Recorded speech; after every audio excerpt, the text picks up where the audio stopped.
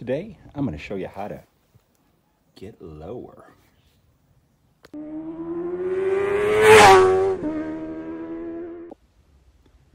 Hello my friends, and welcome to Tom's Tinkering Adventures.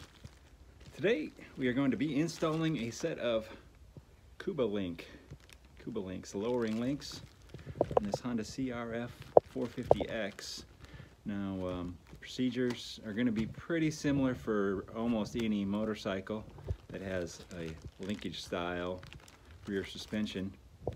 That's pretty much everything except for KTM. I don't know what other bikes don't. Maybe Bergs did, but almost all dirt bikes have a linkage style rear suspension, and I'll show you what that looks like. Okay, this is your rear shock. Obviously, it's mounted up here at the top of the frame. Goes down right through the center of the swing arm. The swing arm pivots, moves up and down like this. Now this shock comes down right here, and it's operated through this bell crank and this linkage here. So what that does is when the suspension goes up, this changes the amount of travel. So maybe initially as this wheel goes up, that lever's going to move a little bit, and then the farther it goes, the more leverage it's going to put on that shock. So it's kind of just a way of changing the amount of pressure that goes on the shock as the suspension goes up. It's pretty interesting design. There's a lot of math involved in it, of course, you know, angles and that sort of stuff. But what we're going to do is we're going to change out this link right here, and this one is a lowering link, so you would think it would be shorter, but it's actually longer. Let's see if we can set it side by side right now. Well, we can't really do it because you can't get in there that easily, but it's longer. Yeah, all right, you got to work the math on that. Anyway, to get us started, you want to put the motorcycle up on a stand. It's going to be the easiest way to do this. If you don't already have a stand, get yourself one of these things. Great for everything. You can change your tires, adjust your chain, you know, that sort of stuff. And as you can see here, we got a bolt there and a bolt right there. So we're gonna have to take those nuts off of here. So I'll get my tools out, we'll get started. Okay, I've already loosened up this rear one here. I'll get that off. And there's a washer on this application right there. And probably, let me see if I can set the camera down, if I can wiggle this thing out. What you may have to do is lift the wheel a little bit and wiggle it to push that out, because there's going to be pressure on it. As I pull this out, the swing arm's going to drop. There you go. So we're halfway there, theoretically. Now looking at the front, you have a little bit of access issue with this spring here, which isn't hard to remove. We can remove that spring. But on this model, it looks like this foot peg kickstand mount is in the way, so we're probably going to have to remove this foot peg. There's a bolt down here, and looks like there's a bolt underneath this foot peg, so all that's going to have to come off. I'm going to take that off and we'll come right back. Okay, like I said, for this application we had to remove that kickstand and bracket, and I've already removed the nut on the other side. I did end up taking that spring off, just made it easier to get in there. Another washer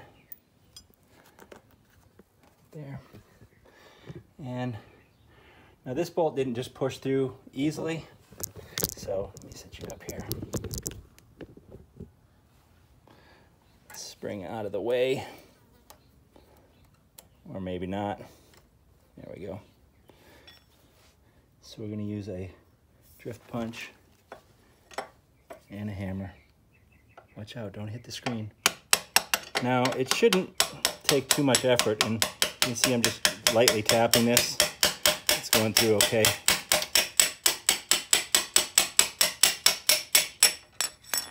There we go. To the other side. Now what you want to check when you pull stuff like that out is you want to look at your bolts. If you see any rust, anything like that on them. This one's in not too bad a shape. It's a little bit dry, but we're going to grease all that up when we reinstall it. Now hopefully we can get that out of there. Lift the swing arm up. There we go. Now there's our old link, and we'll compare it to the new one. All right, there's our side-by-side. You can see, I'll try to get these lined up. The new one is not that much longer, but I guess it's enough to lower it. Now, as you can see, there's some differences, and that's because we need to transfer some of these parts over to the new one. So this is just a cap here. We'll pop that off. Pop it off the other side. And then there's a sleeve inside of there. And then that will go inside of this new one. And put those caps on. Now you can see this has a really nice grease zerk on it. So that'll make it really nice. Once it's on here, we can grease internally. And that should make these bearings last forever in there. As long as you remember to grease it. So I'm going to clean this all up, put new grease on this anyway before we install it.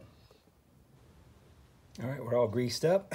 Got our bushings and sleeve all installed in there.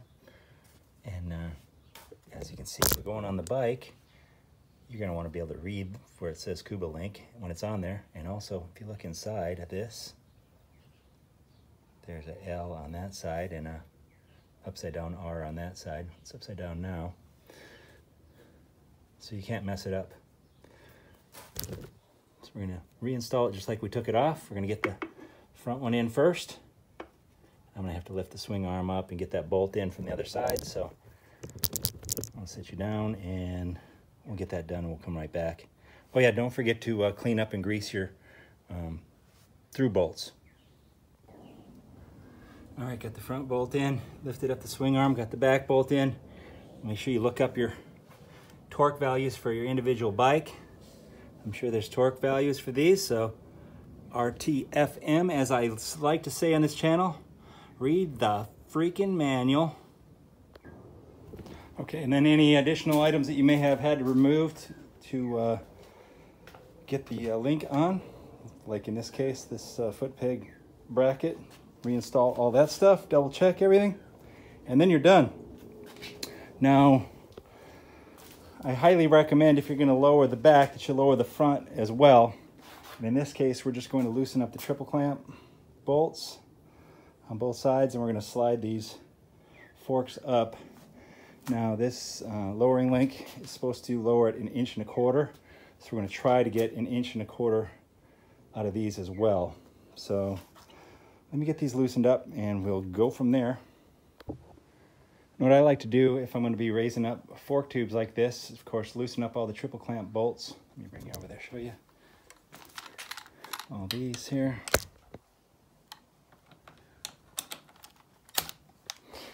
Well, I guess I didn't get that one yet. It ain't easy holding the camera and doing this with one hand. There we go.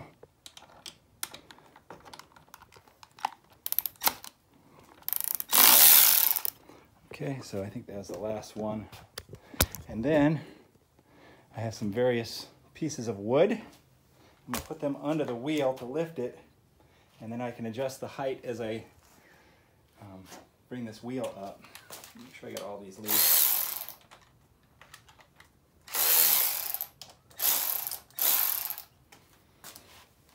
Okay, start with that one. And it may take a little bit of lifting, and sometimes you gotta do a little bit of twisting here. There we go.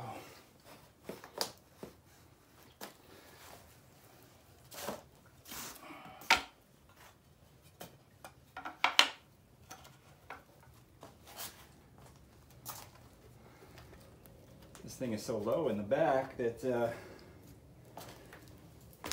it's not working as great as I had hoped, but it's okay. You can see we've already gone up that much. The fork caps were pretty much flush before we started. So we're not even an inch yet. So we'll keep going. We may not be able to get the full 1.25 inches because you can only go up as high as the handlebars there. So we'll continue. All right, well, 1 inch and 1/16 was about the best that I could do for these because of, what do we have over here, phone mount or GPS mount. I didn't want to move that just yet. I'll ask if he wants that moved. If I can move that, I can get almost 1.25 inches. The problem being that these fork bleeders, they just have to have them positioned in the right direction. So I'll ask if we can move this. If not, then 1.16 inches it's going to be. Now, as with anything, modifications are going to have ramifications. So by changing the length of that shock linkage down there, you've effectively changed the ratio of this shock. So it may change the way your shock reacts. And then by sliding the forks up, you've changed the trail distance. So it may turn faster or turn slower. It all depends on what you do with the bike. I don't want to make too many errors in saying how that all works, but yes, just doing this lowering by sliding this up, it doesn't just lower the bike. It will change the way that the bike reacts as well. So just keep that in mind. The owner of this motorcycle knows that. Just wants to be able to touch down toes a little bit better. Like you said, he's 5'6". This is a 37-inch seat height originally. So we can try to measure it once we take it off the stand. See what the difference is. There you go. I'll move that up there. So we got 1.25 inches. When you're all done, enjoy yourself a nice cold beverage. Let's drop it down and we'll see if we can't measure the seat height now. Well, I don't know if I'm gonna be able to get this on camera here or not, but we'll try. Oh, yeah, I gotta move the camera. I need a cameraman, woman, person. I knew I wasn't gonna be able to hold the tape measure, the bike, and the camera at the same time, but all right, we're to the ground, and my hand is just at about the 36, maybe just a little bit underneath it. So it's dropped at about 1 inch, which is pretty close to the 1 inch. Well, I'll have to ask. I think he said it was a little bit over 37 inches, so this looks like it may have done the trick.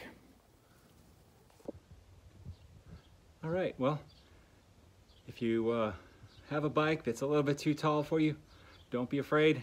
Knock out one of these lowering links. They're real easy to install, and like I said, it may change the characteristics of the bike, but if it means that you're gonna ride more, then it's worth it for most people. I've had bikes with lowering links in them. Sometimes I've taken them out and decided that it didn't really change things enough for me. I am just not that A-level rider, so it's not going to affect it for me so much. But hey, if you're riding with the fast guys, then you might feel it. All right, well, if you enjoyed the video, give it a thumbs up. Please leave some comments down below, and if you're not already a subscriber, please consider doing so. Thank you very much for watching. Get out there and find your adventure. Adios.